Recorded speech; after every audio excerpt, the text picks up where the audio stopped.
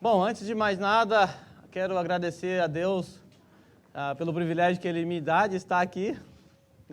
A semana passada eu fui impedido por causa da influenza, o H1N1, como é conhecido no Brasil, e a gente teve que fazer aquela videoconferência. A gente sabe que não é muito legal, nem para quem está dando aula, nem tampouco para vocês, Mas eu agradeço a todos pelo esforço daquele dia e agradeço também pelo esforço de vocês estarem aqui nessa manhã para nós estudarmos um assunto tão importante que diz respeito à nossa identidade, E estudar a história da igreja, principalmente a história dos batistas, é muito importante para nós nos conhecermos, Sabemos aquilo que somos, como pensamos e traçar os nossos traços históricos. Bem, irmãos, a apostila que nós estamos usando, pega a sua apostila aí, você que tem ela em mãos, procura essa parte aqui, dá uma olhada um pouquinho para frente, é a segunda apostila que está agrupada no seu material, tá? Então, nós estamos usando esse material aqui. Na aula passada eu usei esse material, ainda que não deu para mostrar para vocês por causa da videoconferência, da internet que estava caindo muito, Então, por favor, procure aqui, e aqui você vai encontrar as informações que eu passei na aula passada e um pouco do que nós vamos falar hoje. Bem, na aula passada nós vimos que se nós quisermos traçar uma linhagem dos batistas, nós primeiramente devemos rejeitar qualquer ideia de que os batistas vieram dos anabatistas, que a gente viu que isso é uma grande ilusão, é fruto de um pensamento apaixonado, mas que ainda hoje, infelizmente, é defendido por alguns batistas, e acredita, por incrível que pareça, até alguns que acreditam que somos descendentes de João Batista, e por isso temos esse nome, que foi aquela linha chamada JJJ, que eu falei para vocês na aula passada. Então isso aí você já descarta, os batistas não tem nada a ver com João Batista, tá? E também nós já descartamos a possibilidade dos batistas serem identificados como os anabatistas, e eu mostrei na aula passada que os próprios batistas fizeram questão de mostrar que não tem nada a ver com o anabatista, tá? Aí depois nós demos uma olhada na história da Inglaterra. O surgimento dos batistas aconteceu na Reforma, na Inglaterra, Se eu der uma falhada aqui é porque eu trabalhei à noite, tá? Então, releva aí. Na Inglaterra, e nós vimos que a Inglaterra, ela teve confusões na sua coroa, Os reis que se ascenderam, rainhas que se ascenderam ao trono, não foram muito favoráveis aos protestantes. Nós vimos que Henrique VIII, na tentativa de conseguir um favor próprio, aquele interesse em recasamento, ele busca apoio nos protestantes, institui o protestantismo como religião oficial, mas nós vimos que isso era só uma capa para ele conseguir o que ele queria. Ele faz um decreto de supremacia, se colocando como uma espécie de papa, e isso entristeceu demais os reformados naquela época, os protestantes. Depois nós vimos que ele morre, Henrique VI assume, Eduardo VI, desculpe, Eduardo VI assume, tem bastante lá, tem Carlos também que vai assumir depois, tá? Mas Eduardo VI, ele assume, e ao assumir ele impõe o protestantismo. Ele foi favorável ao protestantismo, apesar de ser uma criança que assumiu com 12 anos, mas ele morre aos 16 anos e não tem tempo de fazer muita coisa, mas foi um período curto de 3 anos e pouquinho de paz para os protestantes, mas ele morre. E quando ele morre, assume Maria I, ou Mary I, que seria a Maria Sanguinária, aquela que não foi favorável aos protestantes, muito pelo contrário, ela emplacou uma perseguição contra os protestantes e ela chegou a queimar aqueles protestantes em estacas, como nós vimos na aula passada. Bom, ela morreu, depois Elizabeth assume, ou Isabel, depende do livro que você pesquisar, mas é mais conhecida como Elizabeth.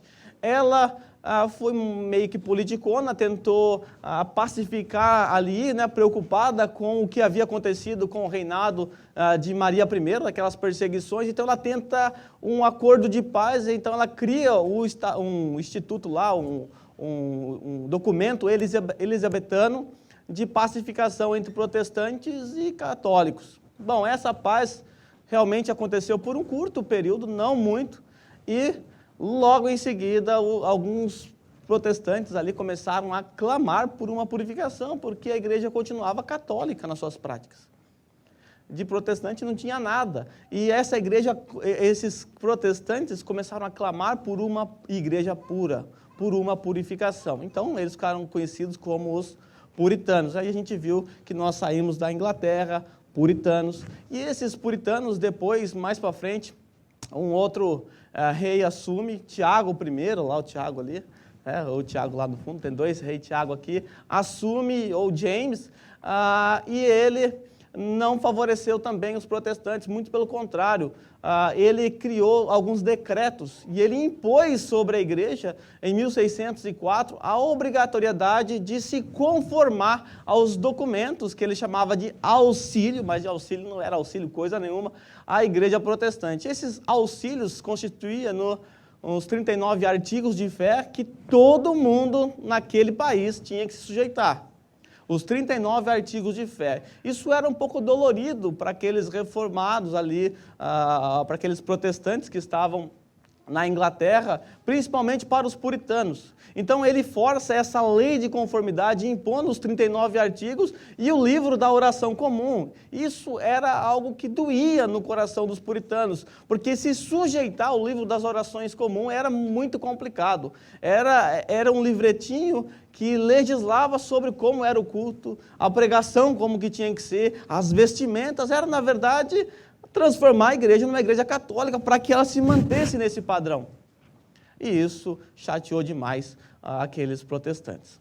Aí, alguns não se sujeitaram a isso, não se conformaram, aí surgiu os não conformistas, por não se conformar com isso que a igreja está, com que o James I, aqui o Tiago I estava impondo.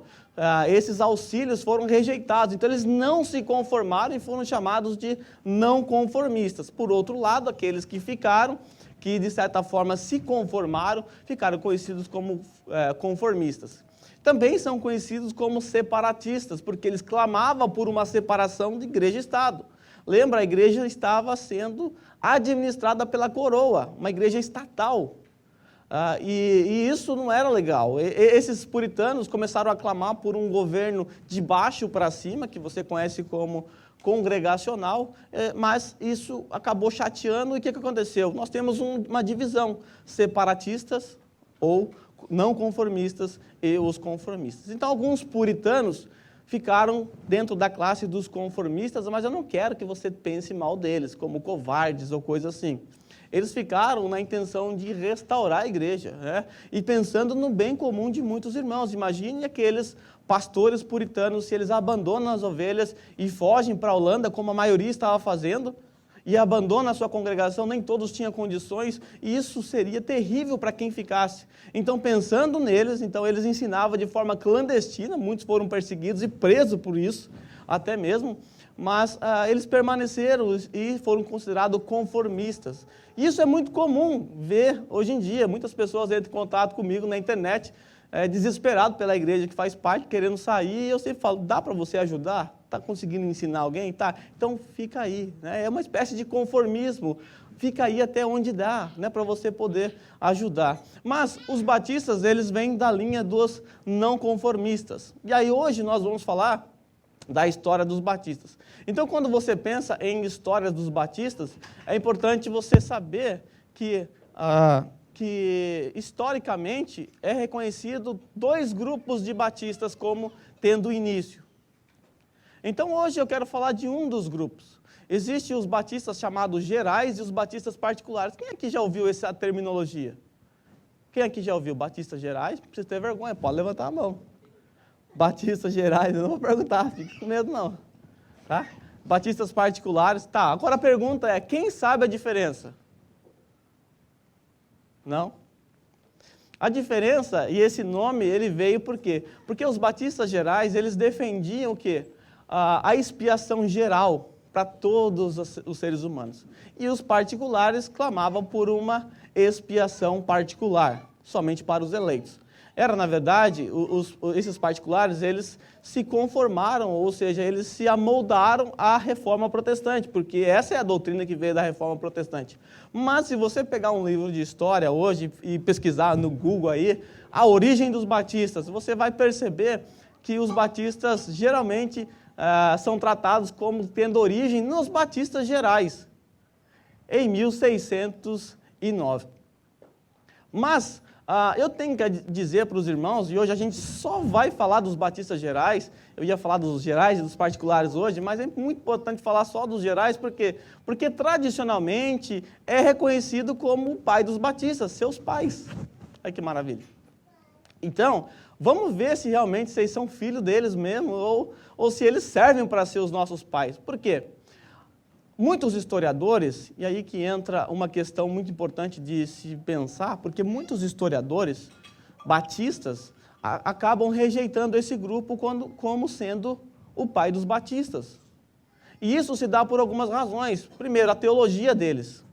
Uma péssima teologia. John Smith, que é considerado o pai dos batistas gerais, tá? Sempre gerais, e eu vou chamá-los de batistas gerais, porque é assim que eles são conhecidos. Esse John Smith, em 1609, ele escreveu 20 artigos de fé, do qual ele defendia pelagianismo. Em dos seus artigos, ele escreve que a justificação ela é em parte de Deus e em parte inerente da justiça que há no homem. Né? Isso aí é pelagianismo puro, heresia. Então, logo de cara, nós percebemos que a teologia desse grupo chamado Batistas Gerais era uma teologia obscura. No final das contas, esse John Smith, como nós vamos ver, ele abandona o grupo que é chamado Primeira Igreja Batista na Holanda e vai para os anabatistas, e abandona tudo, leva seu grupo e acaba com aquela que seria a Primeira Igreja Batista. Então, a sua teologia, e a gente vai ver um pouquinho disso daqui a pouco, era uma teologia trágica que não tem nenhuma conexão com o grupo seguinte. E como eu até mencionei na aula passada, os batistas gerais e os particulares não surgiram de um cisma. São grupos distintos, que nasceram em épocas diferentes. Os batistas particulares são datados de 1630 e os batistas gerais de 1609. Então, eles não nasceram na mesma época, não saíram um do outro, e, aliás, esses nomes batistas não eram usados naquela época. Assim como anabatista, esses nomes foram dados depois. Assim como os calvinistas, né? Eles não se chamavam assim naquela época. Historiadores, mais tarde, olharam para a história e começaram a colocar essas etiquetas, esses nomes. Então, alguns historiadores, por acreditar nisso que eu estou falando, acabam por aceitar que esses não são, de fato, os representantes dos batistas. Não tem nada a ver com batista. E que os batistas, sim, descendem do grupo chamado batistas particulares, que é o que nós vamos ver na semana que vem. Tá? Então, a teologia deles era horrível, a origem deles é estranha, vocês vão perceber daqui a pouco, é uma origem estranha. O final é terrível, essa igreja ela é extinta 100 anos depois, né? Ela é desfeita um ano depois, logo de cara pelo seu fundador, um ano depois ela é desfeita, depois ela sobrevive na Inglaterra com Thomas Helwys, mas não dura muito tempo.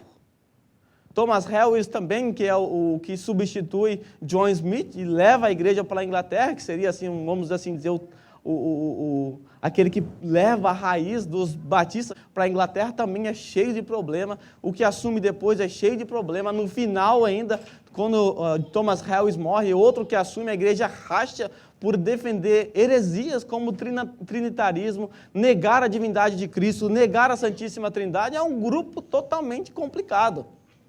Que se você olhar a fundo, você fala, não tem nada a ver com o batista aí, eu não quero nem saber desse povo.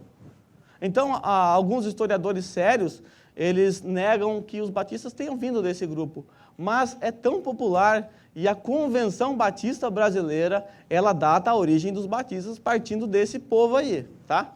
Então, se você procurar na internet, tudo que você vai encontrar é que os batistas vêm disso. Então, quero só deixar essa ressalva, né, que alguns historiadores batistas negam que os batistas tenham vindo daí. Mas vamos falar um pouquinho desses batistas aqui, chamado batistas gerais. Eu vou usar batista geral porque é assim que você vai encontrar nos livros de história, tá bom? Bom, os batistas gerais, eles surgiram como? Depois que Tiago, ele coloca aquela lei de conformidade, e aí surgem os não conformistas, então alguns grupos ficaram chateados ali com isso e começaram a se reunir, secretamente, evidentemente, e um homem chamado, esse é considerado o fundador das igrejas batistas gerais, tá? John Smith, ele se reunia com John Hobson, que também era um separatista. Lembre-se, não era igreja nenhuma, era a igreja da Inglaterra, com alguns chateados, não se conformando com o que estava sendo, com o que eles estavam sendo obrigados a seguir. Então eles se reuniam, mas essa perseguição foi chateando demais eles, até que eles decidiram buscar por uma liberdade religiosa. E eles vão para onde? Holanda. Holanda gozava de liberdade religiosa, então muitos não conformistas acabavam indo para a Holanda, que era um país que tinha uma certa liberdade religiosa. Eles queriam cultuar a Deus da maneira que eles achavam corretos, então esse grupo separatista vai para a Holanda. Só que lá na Holanda também já havia outras pessoas que tinham fugido para lá. E aí nós temos o Francis Johnson, que se reunia já na Holanda, já tinha se separado da igreja, fugido, e foi para a Holanda, e lá esses grupos se encontram. Então, John Smith, ele sai ali da Inglaterra, juntamente com John Hobson, levando mais ou menos 150 pessoas. O grupo de Smith tinha 50 pessoas, e do John Hobson, mais ou menos 100 pessoas. Então, um grupo de mais ou menos 150 pessoas migra, um grupo considerável para se viajar, né? Bastante separatistas aqui, migra para a Holanda, né? E chega lá, se encontra com um grupo que já se reunia lá do senhor Francis Johnson, pastor Francis Johnson. John Smith, ele era um pastor da igreja anglicana, era alguém preparado, estudado, ele estudou em Cambridge, uma faculdade muito importante. E essa faculdade, ela foi a faculdade que muitos puritanos estudaram. Então, ele era alguém estudado, não era um Zé Mané qualquer, ele era bem versado em grego e hebraico, mas ele era bem confuso e cheio de problemas. Então, esse grupo vai para a Holanda e eles começam a se reunir como uma única igreja. Não tinha placa, não tinha nome, era apenas aqueles irmãos que não estavam conformados com a monarquia da Inglaterra. E eram chamados de não conformistas que estavam na Holanda. Bom, não durou muito tempo esse grupo, logo John Smith, que é o pai dos batistas gerais, acaba entrando em discussões com aquele grupo, com aqueles dois grupos, e acaba se apartando deles, por divergências teológicas. E era uma divergência boba, que, assim, ao meu ver, não serviria para rachar uma igreja assim. A divergência se deu em torno da questão do ofício do pastor. John Smith defendia a ideia de que pastor e presbítero eram a mesma pessoa, que não existia uma hierarquia.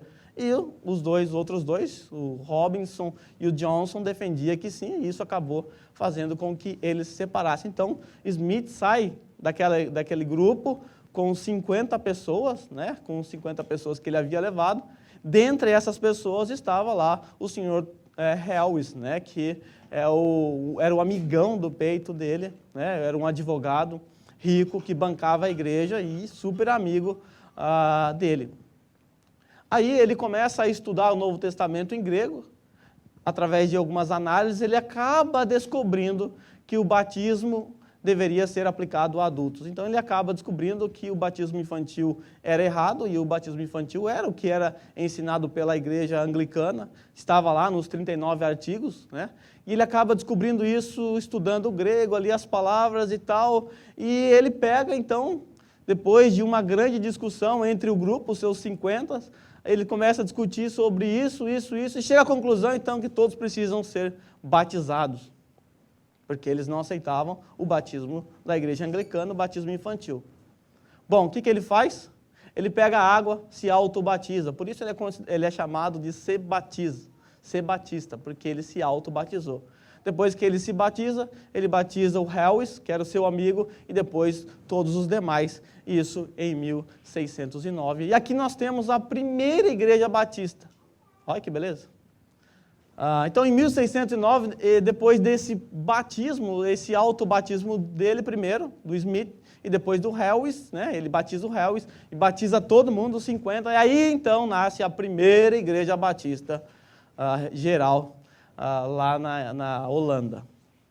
Então, isso é um pouco estranho, né, se autobatizar e tal. Tá? Essa percepção do batismo de adultos não foi próprio deles, tá? Então os batistas não devem se orgulhar dessa doutrina, porque isso já era ensinado por outras pessoas.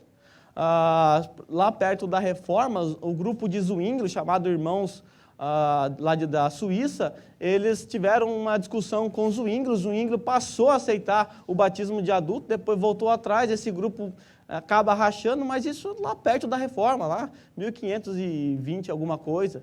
Então isso já era também ensinado lá pelos valdenses, anabatistas. Então isso não é algo que foi inventado por ele. Ele chegou à mesma conclusão que esse grupo e acabou se auto-batizando. Mas aqueles dois pastores que eram amigos dele ainda, né? O Johnson e o Robinson, eles começaram a criticar muito essa atitude do Smith. Onde já se viu, né? O cara lá e se auto-batizar, onde já se viu isso? De onde esse cara tirou essa ideia? E eles falavam para ele, por que você não procurou uma igreja credo-batista? Por que você não foi para outro lugar e pediu para ser batizado por alguém? Essa ideia de se batizar não é legal, tal, né? E aí ele começou a refletir sobre isso, começou a pensar sobre essas coisas e isso começou a perturbar o coração dele. Aí o que ele faz? Ele responde isso através de cartas dizendo o seguinte: eu não sabia que existia outras igrejas que batizavam adultos. E aí o que ele faz? Olha só, bom, estamos falando da primeira igreja batista geral. Olha só o começo dela. Ela começou nesse grupinho do autobatismo, logo em seguida começa a receber um monte de críticas, que maravilha. E ao receber essas críticas, o que o Smith faz? Ele nega o seu batismo. Espera aí. A igreja acabou de começar por causa do batismo e ela já nega o seu batismo. Ele nega o seu batismo e o que ele faz? Ele procura uma igreja anabatista, menonita. E aí ele começa a participar dessa igreja e ele se interessa não só pelo credobatismo deles, mas começa a se interessar por outras doutrinas. Aí ele faz isso o quê? Desmancha essa congregação, menos de um ano. Então a igreja batista geral não durou um ano. E ele desmancha essa igreja e passa a fazer parte dessa igreja menonita, que veio da Alemanha. Isso aqui não dá para batizar ninguém, não. Viu? Aí o que acontece? Thomas Helwis, aquele amigão do peito, o advogado do Sr. Smith, ele fica muito indignado, ele fica muito bravo com isso. Porque ele negou, né, a sua própria igreja, negou a sua própria crença no batismo. E ele começa a ficar irritado com ele e começa a escrever um monte de documentos, cartas atacando o Sr. Smith, denegrindo ele, mandando cartas para a igreja menonita dizendo, olha, não aceite ele, rejeite ele, ele é um pecador miserável, nem crente ele é, ele perdeu a salvação. Olha o que acreditava o Thomas Helwis. Ele não é um crente, ele perdeu a salvação, então ele começa a atacar, ele fica atacando ele por um bom tempo. Alguns anos depois, ele morre, o Sr. Smith morre, e Thomas Helwis, com o seu grupo, com um pequeno grupo que ficou com ele, aproximadamente 10 pessoas, quase ninguém, um grupinho pequeno, de 8 a 10 pessoas, acaba ficando com Thomas Helwis. E aí John Smith morre. Depois que John Smith morre, Thomas Helwis então decide voltar para a Inglaterra. Muito amargurado, muito chateado, porque o Sr. Smith era o seu pastor. O Smith é que havia convencido ele a ir para a Holanda. E ele custeou tudo isso aqui, certamente, ele era rico. Ele que mantinha a igreja. E era amigão do peito, o primeiro a ser batizado. Braço direito do Sr. Smith. Ele ficou muito chateado, começou a atacar ele de todas as formas e ficou um clima um pouco desagradável até que o Smith morre. Então Thomas Helwis, com seu grupinho de 10 pessoas ali, decide voltar para a Inglaterra. E quando ele volta para a Inglaterra, nós temos ali a primeira igreja batista geral em solo inglês. Tá? Então, ou seja, seria as migalhas do que sobrou da igreja de Smith, que é a primeira igreja batista geral do mundo, lá na Holanda, vai para a Inglaterra com uma migalha e ali funda o que seria a primeira igreja batista geral, em solo inglês. Aí Thomas Helwys, ele começa a ficar tão amargurado que ele começa a dizer o seguinte: nós somos olha só, esse é o Thomas Helwys da Igreja Batista Geral, fundador da Igreja Batista Geral na Inglaterra. Nós somos a única igreja séria no mundo. A única igreja certa somos nós. Os pedobatistas estão todos condenados ao inferno. Olha só as palavras. Qual que é o problema teológico? Talvez você diria, nossa, ele era batista mesmo, né? Um bom batista, defendendo o batismo assim com unhas e dentes. Mas qual é o problema teológico por trás disso? Não importa se você crê em Cristo. A sua salvação estava condicionada ao seu batismo, porque se você crê em Cristo, mas é um pedobatista, é inferno. Então, as implicações teológicas por detrás desse pensamento são complicadas. Então, ele, amargurado, começa a atacar todo mundo. Os puritanos estão condenados. Olha só, os puritanos estão condenados. Os conformistas vão para o inferno. Os católicos também. Nós somos a única igreja séria, aquele grupinho de 10 pessoas. Aquele grupinho pequeno. A única igreja verdadeira na face da terra. Então veja que nós estamos falando de uma igreja muito conturbada. Uma igreja muito estranha na sua origem, na sua teologia. Nós não teríamos vergonha de afirmar que de fato os batistas nasceram disso, se de fato tivesse nascido disso aqui. Mas não foi, como nós vimos no início, foi um grupo separado, um grupo distinto do outro grupo. O outro grupo era robusto na sua teologia, estava equiparado com a teologia da Reforma Protestante, produziu artigos de fé importantes, documentos de fé. Então, a primeira confissão de fé batista de 1644 até mesmo antecedeu, em 2 anos, a confissão de fé de Westminster. Então, era um povo preocupado com teologia, um povo que se aprofundava. Então, é um grupo distinto, com uma outra história, e depois foi identificado como batista. Esse grupo de batistas gerais, da qual eu estou falando, alguns acreditam que a igreja brasileira hoje é filha desses batistas gerais.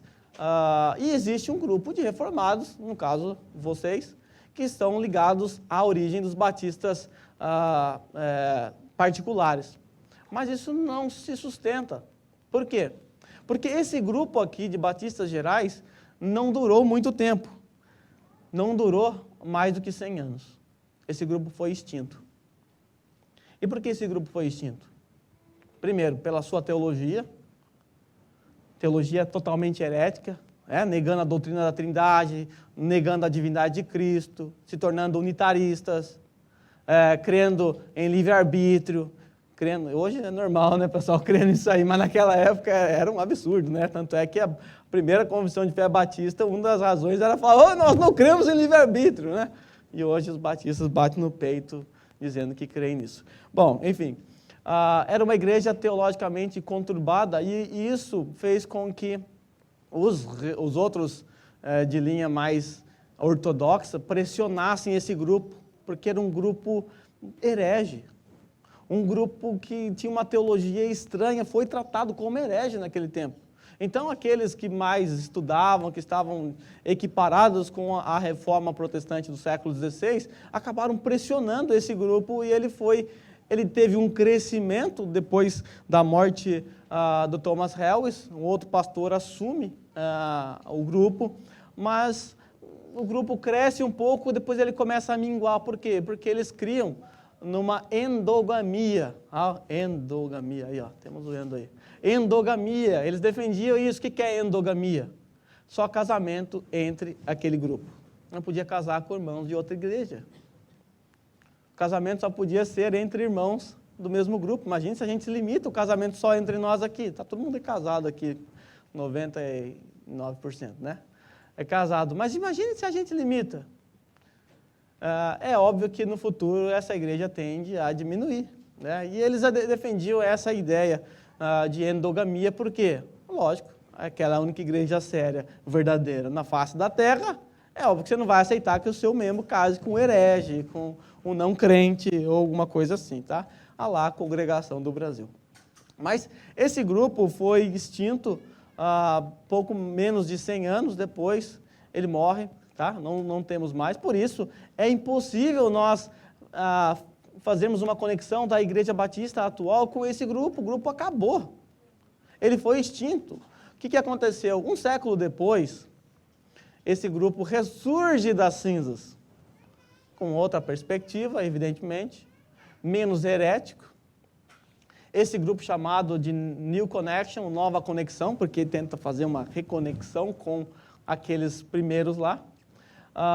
Essa nova conexão depois acaba lá para frente, na época de Spurgeon, um pouquinho mais para frente, a igreja começa a agrupar esses dois no mesmo patamar, e isso deixou Spurgeon muito amargurado. Então, se você conhece a história do Spurgeon, você deve lembrar que ele atacou demais isso, né? Quando os gerais e os particulares foram colocados no mesmo patamar, no mesmo grupo, quando foi feita essa junção, Spurgeon ficou amargurado até a morte. E até dizem que isso amargurou demais ele e fez com que ele morresse, porque a igreja teve que abrir muitas concessões, e uma das concessões foi não ser uma igreja confessional, porque não dá para colocar batistas gerais no mesmo local que os batistas particulares, se você tem uma confissão de fé, não bate. Os batistas gerais, eles teriam que se conformar à teologia dos batistas particulares, que é reformada. Os batistas gerais sequer tinham confissão, e a única confissão que eles poderiam alegar que tinham eram os 20 artigos do senhor John Smith, mas era um artigo totalmente herético. Eles não tinham nenhum documento, porque eles eram um grupo tanto quanto eclético e problemático. Então esse grupo acaba sendo extinto, ressurge depois, e aí hoje na história você vai perceber uns embates de Spurgeon com alguns batistas gerais que ressurgiram, por isso é chamado de New Connection, tá? Depois que Thomas Helwys morre,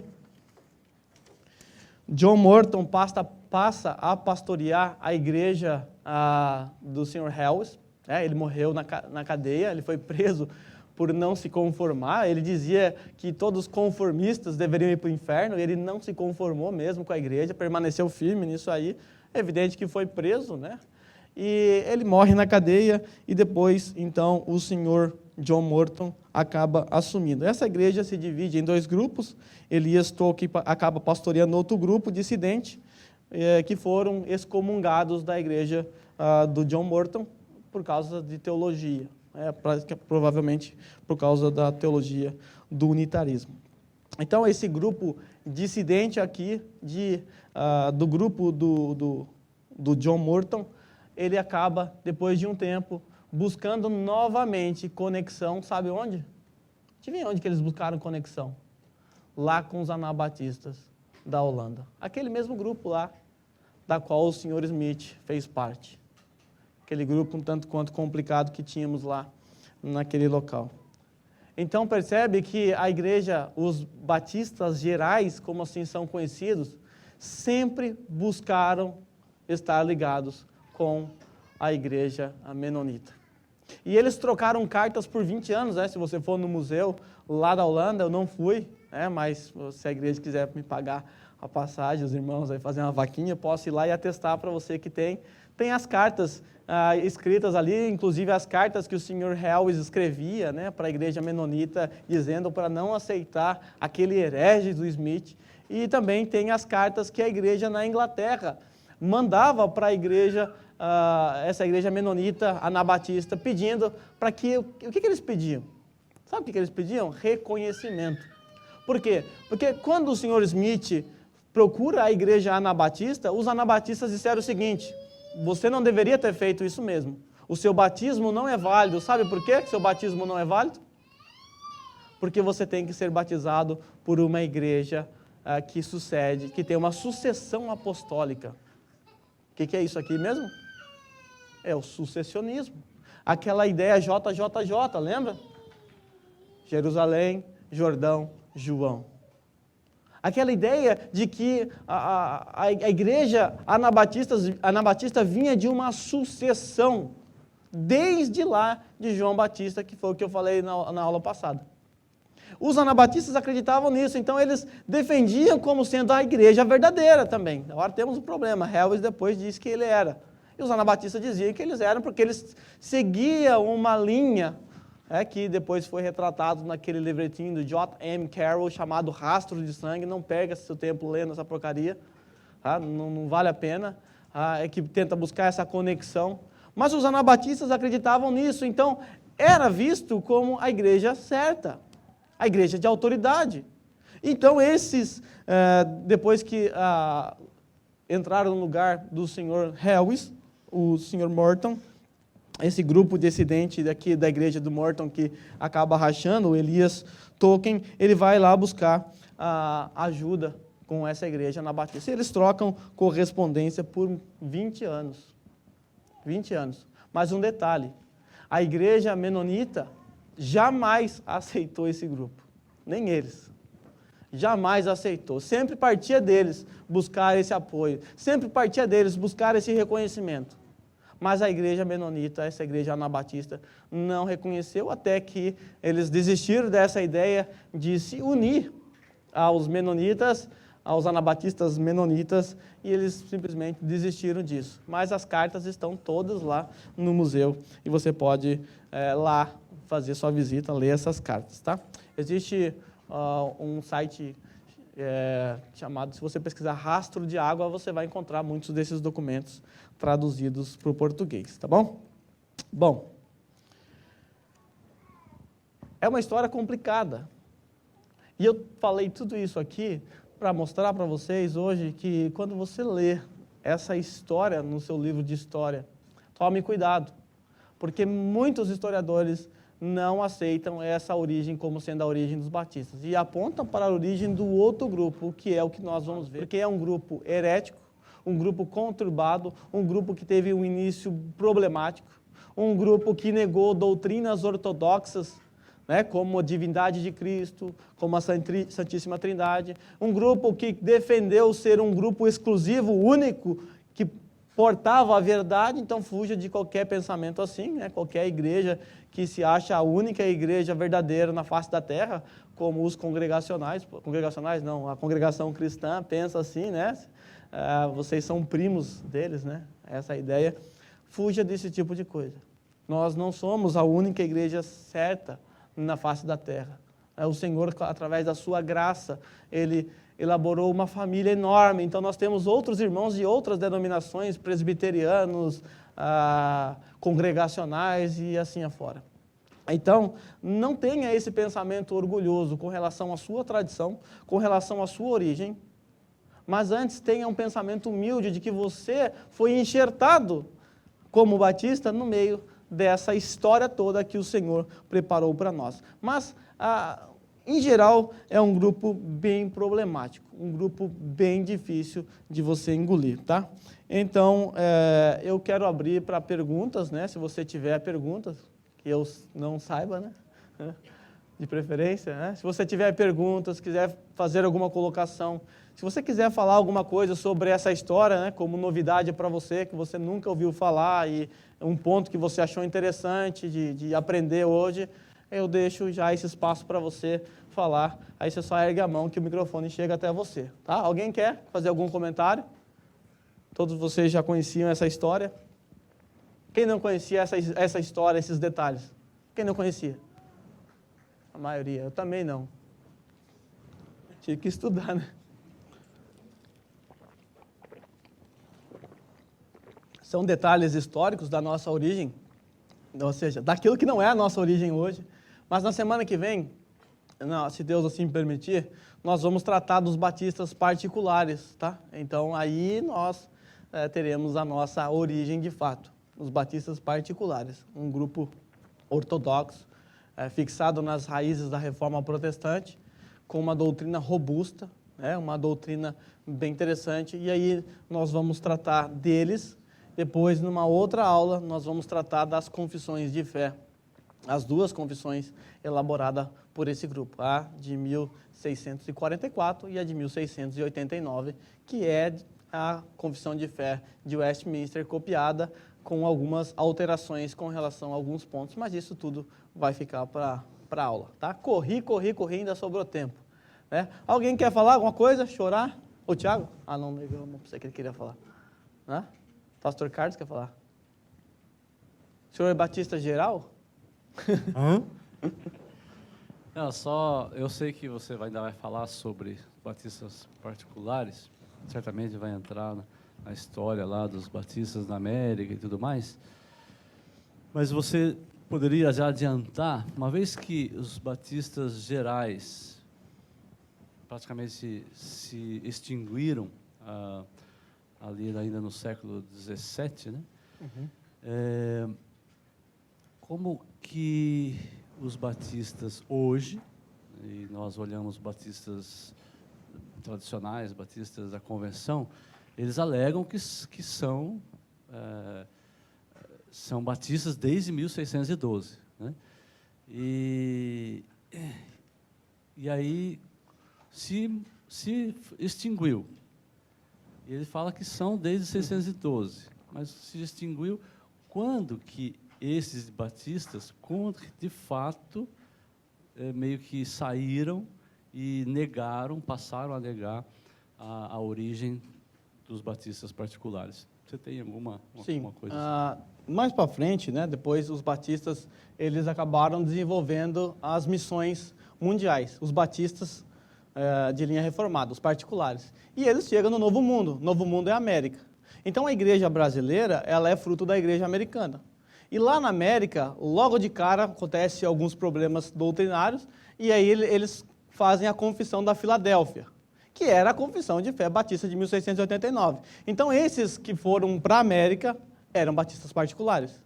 Porque a missão, o grupo que realizou missões, era o grupo de batistas particulares. Então, essa Confissão da Fé da Filadélfia era a Confissão de Fé Batista de Londres, em 1689. Mas, como foi subscrita naquele local, dava-se o nome daquilo. Depois, mais para frente, houve um outro debate em New Hampshire. E lá em New Hampshire, eles precisaram também resolver o problema teológico. O que eles fizeram? Recorrer à Confissão Batista de Fé de Londres, em 1689. E ao recorrer isso, eles fizeram um supra-sumo ali, eles fizeram um extrato da Confissão Batista de 1689, então a Confissão de New Hampshire, calvinista, reformada. E depois, quando Beckbeth vai para o Brasil como missionário e estabelece a primeira igreja batista em solo brasileiro, lá em Santa Bárbara do Oeste, onde eles viviam, mas eles não constituíam uma igreja ali, depois eles vão para o Nordeste e fundam a primeira igreja batista lá. Adivinha qual era a confissão de fé que eles levaram? New Hampshire, que era a confissão, um extrato da Confissão de Fé Batista de Londres, de 1689. Quando a Convenção Batista Brasileira nasce, ela nasce debaixo dessa confissão, de New Hampshire. Só que em 1982 ou 84, se não me engano, a Convenção Batista Brasileira, o que ela faz? Ela faz a sua própria declaração de fé. E nessa própria declaração de fé, foi uma declaração meio ambígua, assim. O calvinista, ele olha para aquilo lá, tirando alguns pontos, porque tem até a palavra livre-arbítrio lá, tá? Eles parecem-me que estão debatendo isso ainda para uma alteração, uma nova declaração, né? Mas até a palavra livre-arbítrio foi colocada no lugar da livre agência que estava lá na declaração de New Hampshire. Então eles colocaram o livre-arbítrio. Veja o problema, né? Livre-arbítrio e livre agência estão totalmente distintos. Aí hoje um arminiano batista olha para aquela declaração e fala, beleza, tranquilo. E o calvinista olha e fala, beleza, dá para levar. Ela é meio reformada assim. Mas, na verdade, os batistas brasileiros, eles são frutos dos batistas particulares, de uma confissão particular. E assim toda a igreja batista que se espalhou pelo mundo, porque as igrejas que se espalharam pelo mundo, principalmente no conhecido Novo Mundo, são igrejas vindas das missões feitas pelos batistas, tá? Então, eu vou tratar disso com mais propriedade na aula sobre isso, mas só para responder. E encerrar, né? Porque eu acho que ainda tem 2 minutos. Mais alguém? Não? Então a gente vai encerrar e aí a gente se prepara já para o culto, tá? Então eu peço para que você depois que acabar, fique aqui, não saia, não faça muita bagunça, fique preparado, concentre a sua mente para cultuar o Senhor, tá? Não disperse, mantenha o foco, o seu coração, né? E a gente já vai começar o culto daqui a pouco. Eu quero orar com vocês, agradecendo a Deus por esse momento. Deus, nós queremos agradecer ao Senhor porque o Senhor escreveu uma linda história, a história da redenção através do Teu Filho Jesus, que foi traçada desde os primórdios, desde a origem do homem. E essa história foi sendo revelada progressivamente e nós encontramos o ápice dessa revelação lá no Teu Filho Jesus. E nós agradecemos porque dessa história nós encontramos a morte do Seu Filho Jesus e que realizou a nossa redenção. E essa história continuou pelos Seus discípulos que se espalharam ao longo dos séculos através de perseguições e que sofreram muito aqui nessa terra. E essa história chegou até nós hoje. E obrigado, Senhor, por nos dar a oportunidade de conhecer um fragmento dessa história. E ao olhar para toda a história da igreja, ou por qualquer parte, fragmento da história, nós podemos perceber a Tua mão poderosa, cuidando, preservando sempre um grupo, sempre um povo eleito, escolhido pelo Senhor. Nós agradecemos o Senhor porque hoje nós podemos olhar para o nosso tempo e dizer, nós fazemos parte desse grupo que o Senhor escolheu. Nós somos um povo que o Senhor escolheu e que tem o privilégio de estudar a Tua Palavra, se reunir aqui nessa manhã. Senhor, nós vamos começar um culto daqui a pouco e eu peço que o Senhor aquieta os nossos corações, a nossa mente, nos ajude a focar aqui nesse tempo de culto com os irmãos, no momento de comunhão também, nos ajude a passar momentos agradáveis aqui, edificantes. É o que eu te peço, Pai. Agradeço por esse dia, pelos irmãos que estão aqui também. No nome santo de Jesus. Amém.